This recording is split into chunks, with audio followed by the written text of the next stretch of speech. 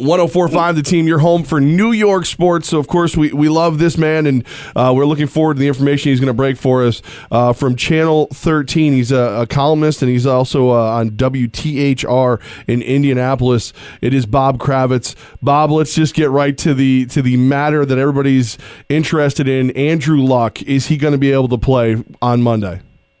Yeah, it looks like it. He's part of the way through the protocol. He'll get some contact tomorrow at practice, and he should be cleared by Wednesday late afternoon or first thing on Thursday. I have no reason to believe that he won't be ready. When you look at this team, and I make this complaint all the time because I see a lot of players who one guy gets all the money and then you can't build around him. Is this a flawed team because of Andrew Luck's contract? No, because they've had 5 years to build a good team around them, and they failed, or 4 years, I should say. They had 4 years before they really had to pay him, and they failed to build a defense. They failed to build an offensive line. So, yeah, is it tough moving forward to bring in free agents, big money free agents? Yeah, sure it is. But they had plenty of money and plenty of draft picks prior to this season when they had to pay Andrew the $140 million. And they didn't spend their money wisely or smartly or well. They try to get some defensive guys in here. They try to get some offensive linemen in here, but none of them seem to pan out, or very few anyway. For Colts fans there, is the blame then placed on the GM, or still a lot of blame placed on Chuck Pagano for the lack of success this season? Well, I think they share in the joy, but I think that, most people, I think, put most of it on Grigson.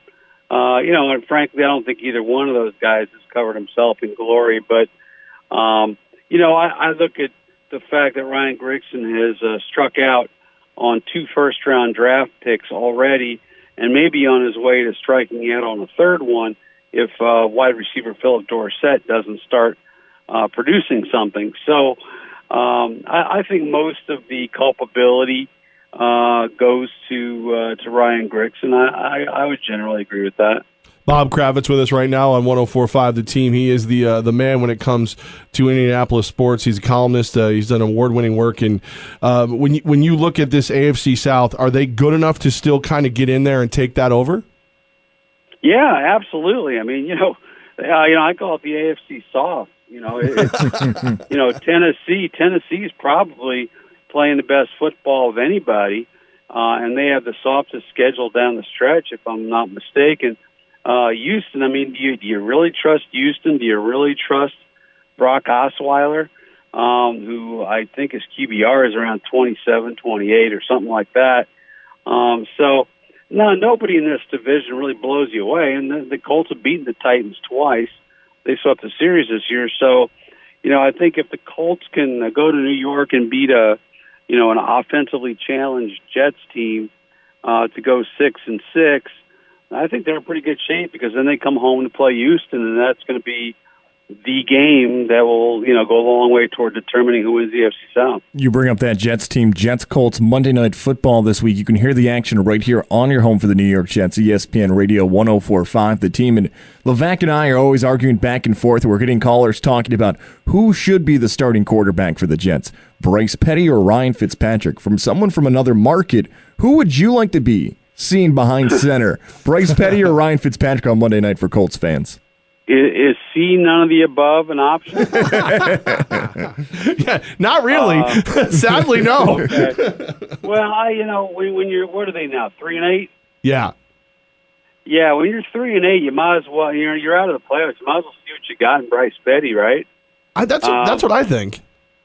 They're not going to make the playoffs, so I'm not sure. If you don't think that Ryan Fitzpatrick is your guy long term, then I'm not sure I see the wisdom in continuing to play him. I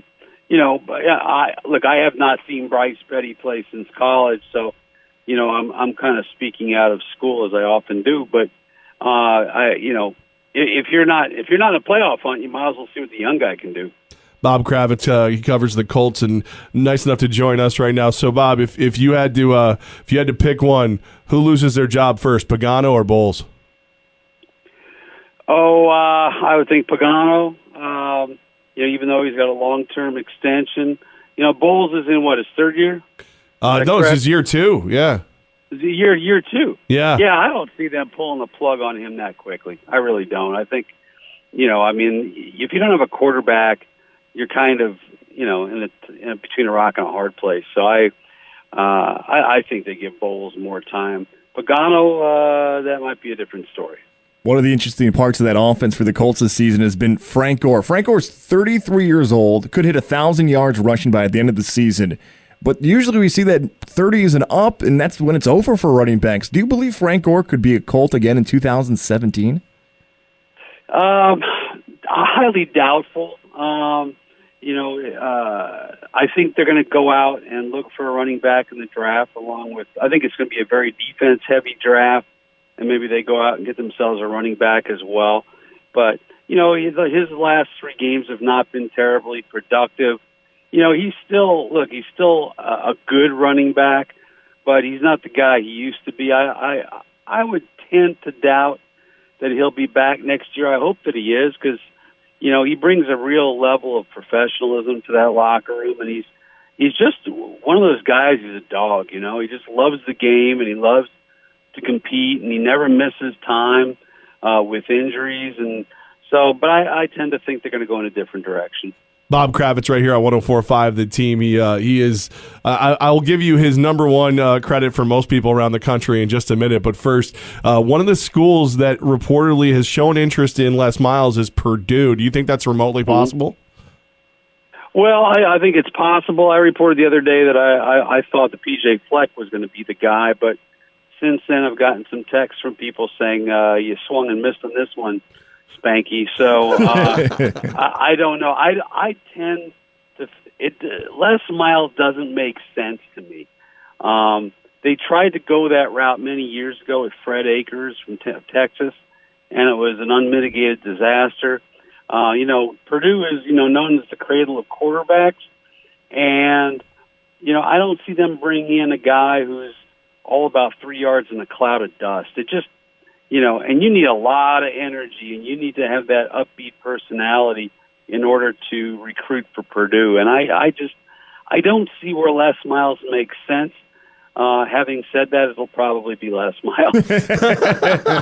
Bob Kravitz with us right now. So, Bob, I've got to ask you the question. Are you sick and tired of Deflategate questions yet? Oh, absolutely. But go ahead and ask me one anyway. Well, it amazes me that we're preparing for the Jets versus the Colts. We get the opportunity to speak to you to get a little insight on the other side of the ball. And as soon we started promoting you yesterday that you were going to come on the show today, and instantly I get text messages. Does he regret Deflategate? This, that, and the other. And I'm like, guys. And by the way, the guy who sent it, we call him Boston Dan. So just so you know where he comes from. But how are you still there? Is it still one of those things wherever you go, that's what you're defined as a Deflategate guy? Not locally. Locally, I've been here for 16 years now, so people know me for a lot more than one story, one scoop. I think nationally, among my peers, people know what I've done the last 30-some-odd years. But if you just take Joe Schmo in Dubuque, Iowa, if there's any chance he knows who the hell I am, that's the reason why. The story was 100% right. I reported that the Patriots are being investigated by the National Football League for using underinflated footballs, and that's exactly what happened. We had 2 years of nonsense that follows. So, and believe me, you asked me if I regret it. Believe me, if I hadn't gotten it that night, guarantee you Schefter or Peter King or one of those guys would have had it the next morning. So this idea that I created it is just absurd beyond words. A little bit of vindication when Brady actually sat for 4 games? No vindication for me. I didn't know whether they were using underinflated footballs. I was up in the press box getting online for the lobster roll. I wasn't down on the sideline squeezing footballs and taking out my handy gauge. So no, it wasn't vindication. The only vindication I felt was when the NFL confirmed the very next morning that they were, in fact, investigating the Patriots for this, which is exactly what I wrote. I'm going to start an investigation of how to get lobster rolls in the media sections in Albany. If that's the case, that's my investigation. I'm telling you, those things are awesome. Whoa. Bob Kravitz. And Bob, I promise that is the last time we will ask you about Deflategate. I'll hold you to it. Bob Kravitz, he's an award-winning columnist. He's nice enough to help us break down Colts, Jets, and we appreciate your time, my friend. All right. Take care, guys. Thank you.